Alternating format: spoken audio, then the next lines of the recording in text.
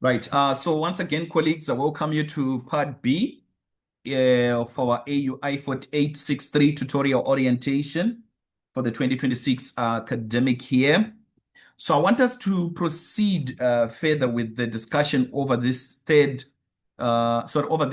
second assignment for the 2025 academic year. We're looking into the third question, obviously. So 3.1, they were asking you to briefly describe, or rather they requested of you to briefly describe five risks that a company such as African Mining and Minerals, abbreviated AMM Ltd, might face relating to its workforce.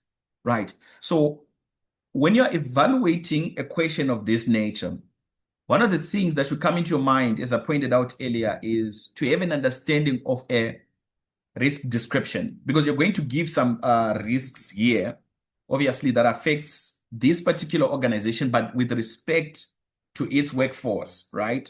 So, but first of all, let's unveil, or rather unpack, what a risk description really entails, or in essence, what a risk really is. From a business perspective. So number one, a risk can relate to anything that could potentially go wrong in the course of conducting a business endeavor, or in the course of running day-to-day operations of an entity. Number two, it can also refer to the undesired outcome. Undesired outcome, right?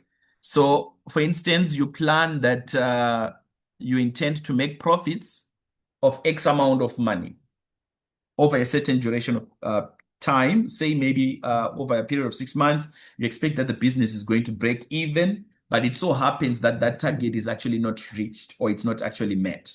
So in such instances like that, that would be an undesired outcome if you don't meet or reach your targets. In some instances, you might end up even maybe running on a loss without even breaking even at all. Again, that's an example of an undesired outcome that an organization can actually encounter, right? But at the same time, a risk in this instance can also be considered as a business threat, all right, or a threat to the organization. Now, with threats, colleagues, you need to understand these affect an organization, particularly from an external perspective, right? Whereas with some, like where I've pointed out what can potentially go wrong, these usually will be from an internal perspective. So it's either as a result of failed internal control systems, or as a result of failed people processes,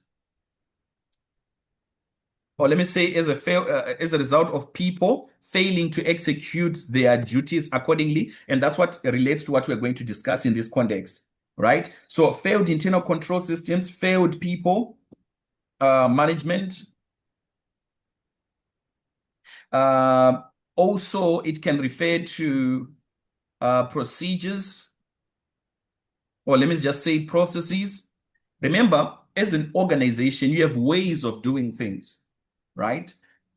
Be it that you are executing certain transactions online, or be it that you are engaging physically with people, or over carrying out a particular activity.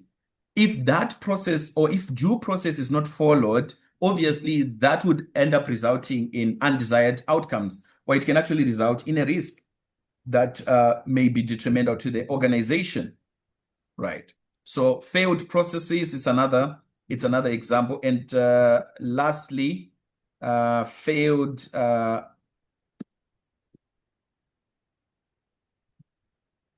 IT, let me just say IT controls, to be exact. Right. So when you find circumstances like this, where there's failed internal control systems, meaning to say maybe the control system is already there, but then they are failing to follow policies. They are not following the, say risk management strategies in place. They're not following, code of ethics in place. Though those things are in existence, definitely it's going to attract undesired outcomes. So a risk can be as a result of things like that. All right. In a nutshell, I'm not trying to get too much into detail on this, but I'm just trying to help you to, to have an approach to say when you get a question like this, how do you approach it? So in the first instance, you need to have a knowledge base around that. Then the next thing now, I want to come to our context now. So they want you to identify risks in the sense of relating to the workforce in this particular mining entity. So now, if I'm dealing with the workforce or risks that relate to the workforce in an organization, one of the things that should come into your mind is the fact that you're dealing with people if you're looking at the workforce of an entity or an organization. So if you're dealing with people, right, one of the things that can happen with people can be reckless. So as a result of negligence, it might result in certain negative outcomes occurring or affecting the organization. When you're dealing with people, there might be lack of awareness, resulting in undesired outcomes taking place or affecting the organization as well. But in other instances, you can have a case where it may be intentional. All right. So when I'm saying it's intentional, it's an instance whereby somebody deliberately does something that is contrary to the company policy, or simply because of their personal gratification, or simply because they want to get back to the company, simply because maybe they are not being paid well, or maybe they feel that they are overworking and they're not being compensated enough for their efforts. So when you're looking at people, you need to look into all these, you need to look into all of these things. And another thing I just want to point out is that when you're looking at the workforce, all right, you also need to consider the competency or competence of those individuals. Are they skilled enough? Do they have the relevant experience to carry out their responsibilities? And do they have the knowledge required in any case to deliver in their duties and responsibilities to the company? All of these things should be considered. And lastly,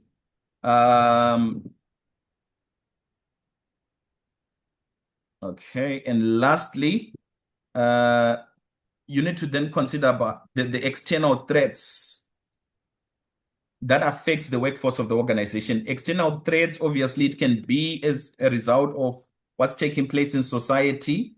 External threats can emanate from other competitors within the same space. So if, for instance, company B is providing a better work environment than what company A is providing or offering, then obviously employees in company A, or other competent employees in company A, they are likely going to vouch for company B. You see now. And if that happens, it means now company A would be in a position where they lack competitiveness as a result of loss of key employees to the organization. So what am I showing you? What am I trying to show you? I'm just trying to give you a line of thought that you are supposed to apply when you are looking at a question like this. So these are the kind of things that should come into your mind. So, okay, fine. We're looking at workforce. We're looking at people here in an entity. So if I'm trying to think of risks that can affect an entity in this context, what are the things that I should think upon? So people definitely can do certain things that are not in line with the policy simply because of negligence. Sometimes it could be as a result of lack of awareness. In some instances, it can be intentional. All right. And then obviously we need to then consider other factors such as are they skilled for the position that they are filling? Are they experienced for the position that they are filling? And do they have the knowledge base capacitating them enough to perform and carry out their duties and responsibilities in that sense? And then we consider other external factors that can potentially affect the workforce of the entity. Now, with that in mind, I want to take you guys through the scenario now so that we can get into the details of things. Right. Right. So part A, we are told African Mining and Minerals AMM Limited, a mining company, has a large workforce of around 5,000 workers, many of whom are migrant workers from rural regions and neighboring countries. The company has a formal risk assessment process, which includes a risk committee that meets twice a year to identify and assess the risks faced by the company and consider whether the risks are being appropriately responded to. Now, the risks relating to human resources are always an item for discussion on the agenda. So what am I getting from that information in this case study? Number one, I'm getting the background information around the organization in context. That's number one. So already I'm seeing that, fine, it's a mining entity with a large number of employees. Now, what should also then come into my mind are factors around whether all of these employees that they have, are they capacitated, are they competent enough to carry out their duties and responsibilities? Remember the line of thought that I gave earlier on. Do they have the relevant skills? Do they have the relevant experience and knowledge to carry out their duties and responsibilities in this company? That's one of the things that should come into your mind already. And then if they don't have those competencies, what does that then imply to the organization? What is the negative, undesired outcome that the organization may suffer as a result of this condition? That's where your risks are coming from. As a result of which line of thought? Competency element. Okay. And then another thing that I also picked, and I'm going to give you the risks shortly, colleagues. Another thing that you can also pick from this, they've mentioned that many of these, many of these workers, they are migrant workers from rural regions and neighboring countries. Meaning to say these are not individuals domiciled within the area of operation where this mining entity is situated. Now, that definitely is going to raise issues with with the locals, all right? Hence, I've mentioned something about threats earlier on as part of your line of thought to say you need to then consider the society. How can it be a threat to this organization given the condition in place regarding to their workforce? Because most of these are migrant workers, meaning to say they're not people within the locality of that particular area or environment where this mining entity is operating. So these are people, say for example, if the mining organization is somewhere in Witbank, right? So migrant workers here could be individuals that are coming from Johannesburg, right? So if majority of the workforce are from Johannesburg and there's maybe fewer employees that are coming from Witbank, the locals might not be so happy with that. So guess what's going to happen? Then you're going to have issues that are going to affect the company from an external perspective. So hence I said you need to also think about threats. So what are the negative threats that can come from an external perspective that can affect this organization as a result of their existing condition of workforce status? Now, then they've mentioned something about neighboring countries, meaning to say they also have foreign nationals that are employed by this organization. Now, a threat or something that you need to think about is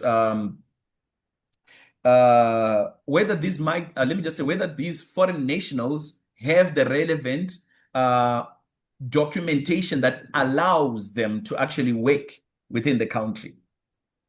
So what does that then imply to the organization? They might have compliance risks attracted as a result of that. But again, all of this, it's part and parcel of external threats to the organization.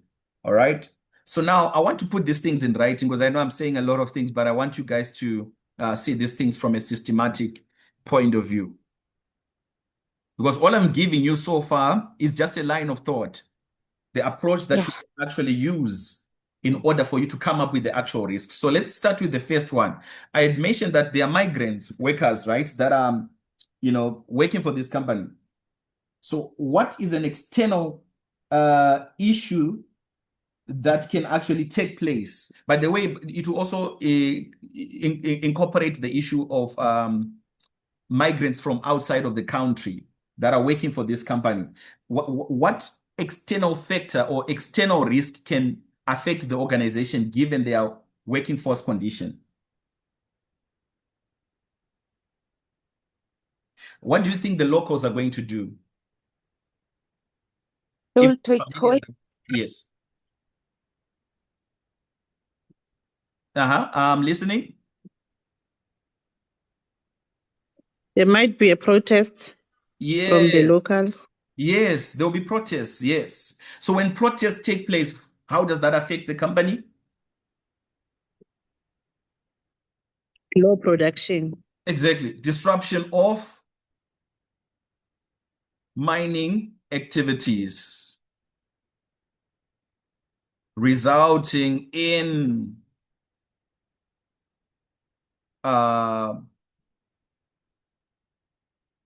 failure. Low performance. Yeah. All right, all right. It's okay. You can state what you wanted to state, and then I'll finish off with this statement. So let me just put it this way: disruption of mining activities, right? So when these disruptions, and what is causing the disruption, it's as a result of what? Owing to protests by the locals within the region of operation of in this case, I'll just use the name of the actual company, AMLTD. Does it make sense, colleagues? How does this affect the company if there are disruption of mining activities? Okay, you can bring in the point you wanted to state. I don't know who wanted to speak now.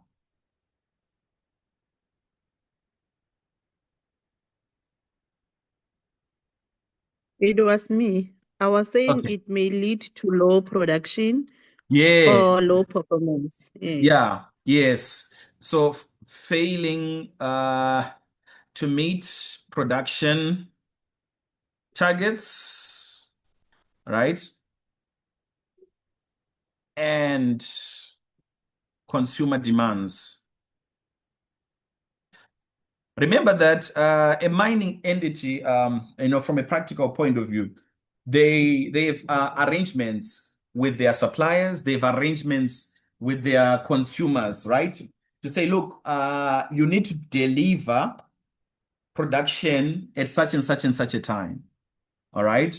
Or you need to settle us for maybe, say, for example, if they hired equipment, right, to carry out their mining engagements or mining operations, the suppliers would expect that they are paid at a certain time. Say, for example, maybe the hiring costs of equipment should be paid within a 2 weeks interval. So if there's no production owing to the protest, where do you think the mining company will get the money to pay the suppliers? It will be an issue, you see now. So disruption of mining activities would result in what? Failing to meet production targets and consumer demands. And then another issue that this would also cause, it might also attract bad publicity, as there may be violent acts by the locals, resulting in deaths of or let me just say deaths of certain mining workers. So that's not good. That's not good publicity. I mean, because if it's like that, then who would be wanting to work for that company, knowing that, okay, fine, these individuals got killed for merely not being a migrant, sorry, for merely being not being a thing, what you call it, for merely not being a local origin in the area or region of operation for that mining entity. So you must think around those thoughts. So now, number two, what else can happen as a result of the workforce issues, apart from disruption of mining activities or mining operations, by the way?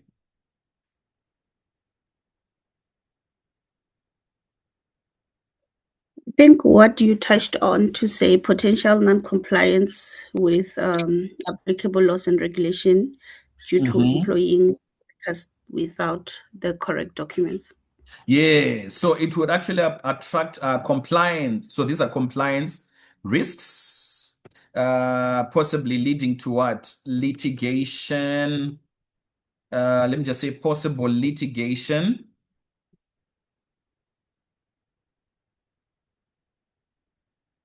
Litigation cases raised against AMM. Now, why are these possible or potential compliance risks or litigation cases being raised against this company? Well, for failing or for hiring personnel without appropriate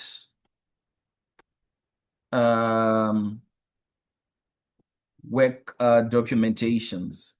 All right, then you can give examples here in brackets. So, i.e., these are like things like work permits, you see, or appropriate qualifications,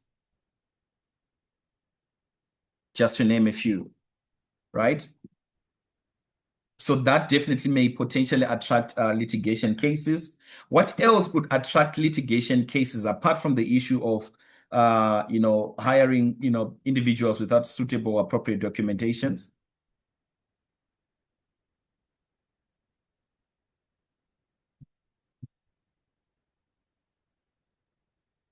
What else can attract compliance risks or litigation cases?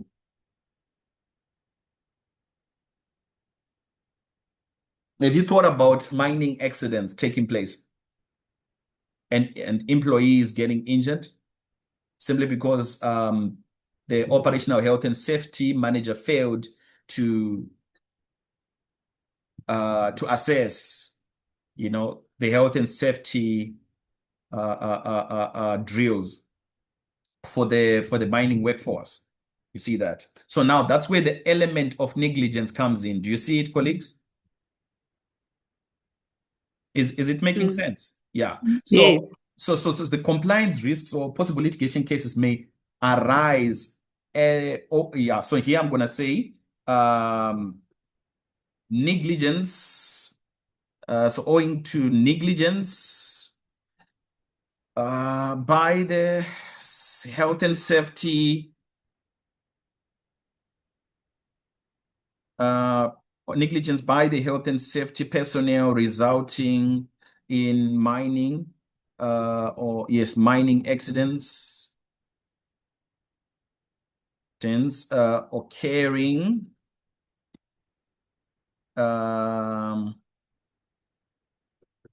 that may cost, or rather that may cause deaths and injuries of mining workers. Something like that. Right. So negligence by health and safety personnel resulting in mining accidents occurring that may cause deaths and mining injuries of mining workers. Right. So those are some of the things that could potentially take place. All right. And then another thing that can also take place, look, information that is captured, let's say reports and all of that, if those things are not captured, how do you think that may affect? Again, it's part of negligence anyways. So if there is no reports, say, for example, during a shift that is taking place, right, in the mine entity, how do you think that can actually affect the company?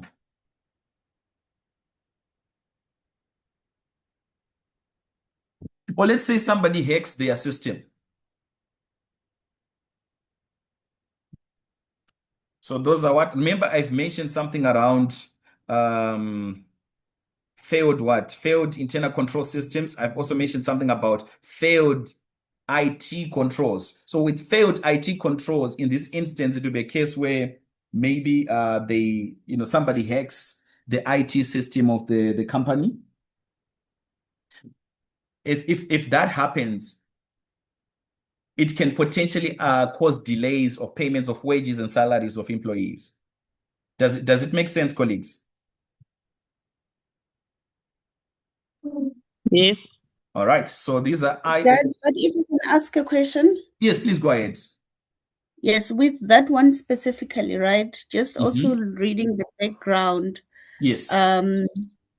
I'm trying to see that from the information that is provided, what Yes. what is triggering the IT risk, because maybe if the question says that we briefly describe the risk relating to this mine, personally, I think I would have read the scenario and tried to pick up triggers that will indicate risk.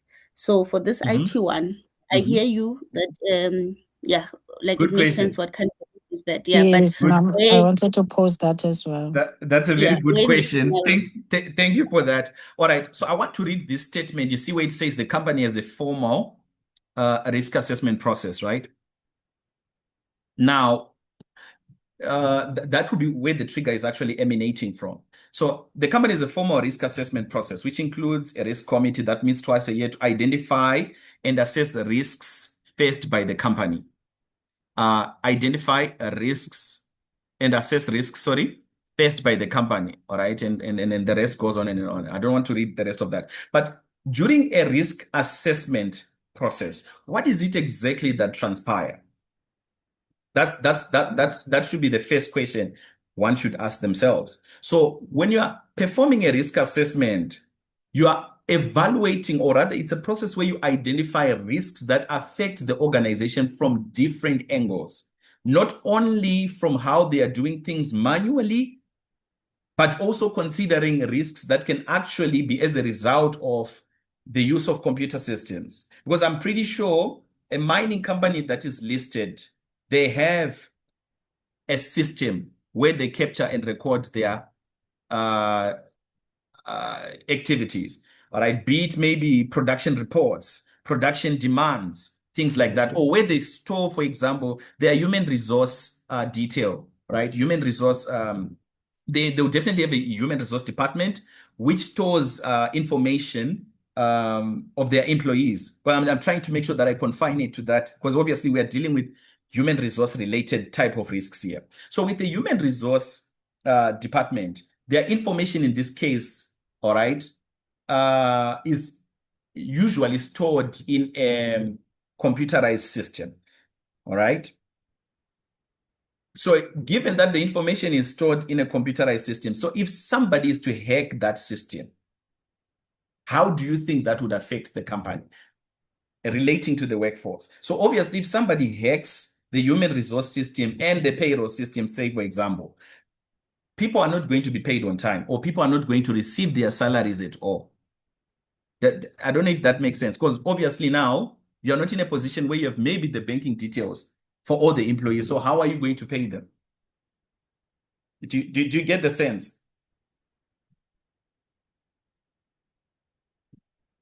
All right, I know Yes. some of these things, I think it will make more sense especially when there's a topic in AUI 4862, which deals on risk management as a concept. So if ever I was to take you guys through that, you would be in a position where you would understand, oh, this is why he has mentioned or pointed out something to do with an ICT risk. So in essence, if you are to perform a risk assessment review, for example, of any organization as an auditor, there are different types of risks. So there's operational risks, right? There's compliance risks. There are business risks. Then there's ICT risks. So this one, it would be an example of ICT risk, but relating to human resource. Does it make sense now? So the trigger is It the risk does. assessment process that they are carrying out. That's what that's part and parcel of the activities that they would perform, right? So Makes sense. Thank you. all right, beautiful, beautiful. So I'm gonna say that the risk that um, the company systems may be hacked by an unauthorized party. And by the way, when I'm saying the rest of the company systems, I'm referring to the human resource system and payroll system in this case. I think it's very important to be very precise, Right. Human resource and payroll system may be hacked by an unauthorized party, resulting in, or rather, which could directly affect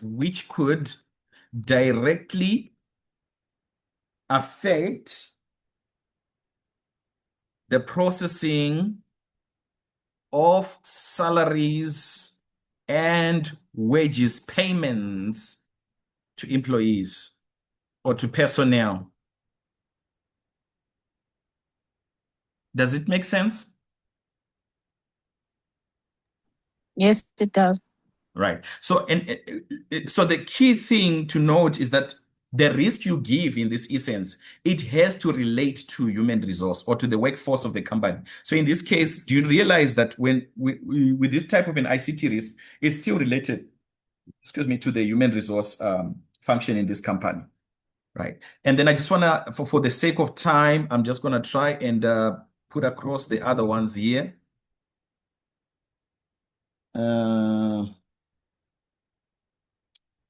All right, let's talk about the training aspect. Let's talk about the training aspect, which is now in this case failed people management. So if ever employees are not offered appropriate training programs, obviously they won't be able to perform their objectives. Perform their responsibilities in an objective manner. That's number one. They might also fail to meet their targets on a timely basis. So I would say the risk that appropriate training programs may be non-existent, causing employees to fail to meet their targets on a timely basis or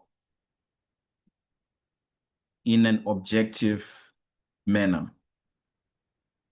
So that's another risk that is relating to the workforce in this case, that has to do with failed people management.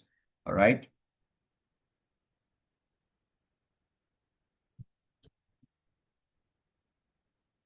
Okay. And now, what other risks do you think can be pertinent to this entity, apart from the ones that we've mentioned about?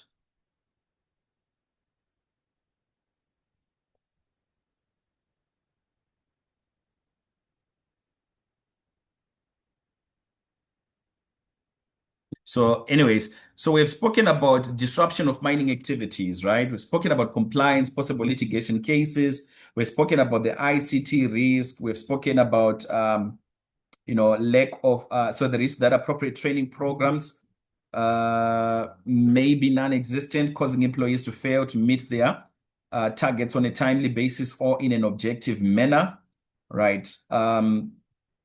I want still under people management. Let's say if the management style is one that does not allow, employees to voice their concerns and stuff. How do you think the morale of employees would be in this company? I mean, it's a large workforce, so you need to have a suitable style of management that ensures that all the employees, number one, they are happy with how you're doing things as a company. Number two, that ensures they are motivated enough to carry out their allocated duties and responsibilities. So I'll leave you with this one as a food for thought. Is it okay, colleagues? Yes, it's okay. Awesome, awesome. Then I just wanted to come to 3.2, but I know for the interest of time, I might not be able to cover it entirely, but I just want to evaluate it for you, and then I'll send you guys the accompanying solution, but I'll discuss this even further during the official classes commencing from next week. So 3.2, describe the controls which should be carried out to ensure that only validly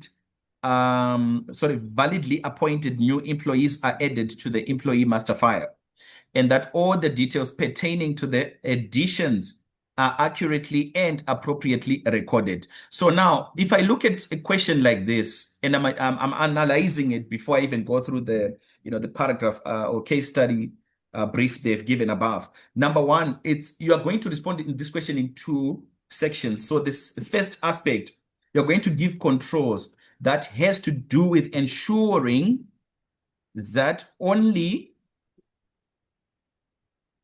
valid, right? Validly appointed, new employees are added to the employee master file. Now, an employee master file, colleagues, it's a platform which is computerized, obviously, that you would find within the human resource system of a company, which stores information about personnel. So what information are we referring to in this case that you find in an employee master file? Definitely you're going to see the employment contract.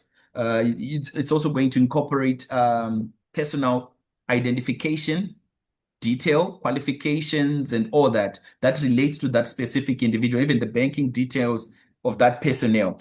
All of that will be contained in the master file. So this is information that is statutory. Let me just say that is, I wouldn't want to use the word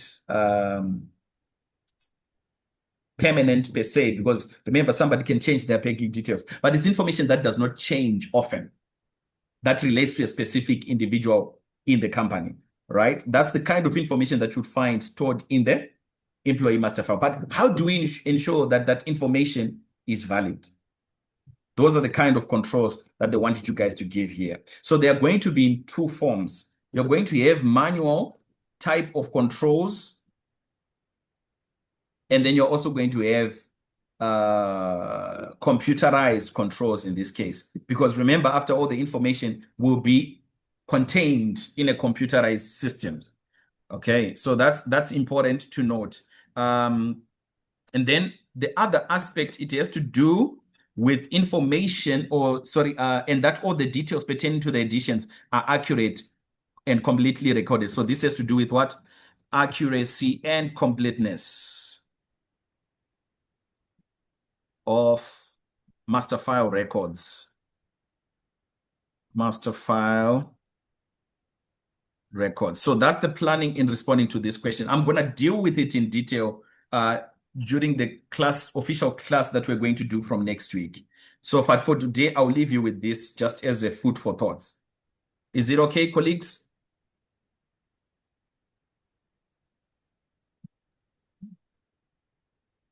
Hello, is it okay? Okay. Yeah.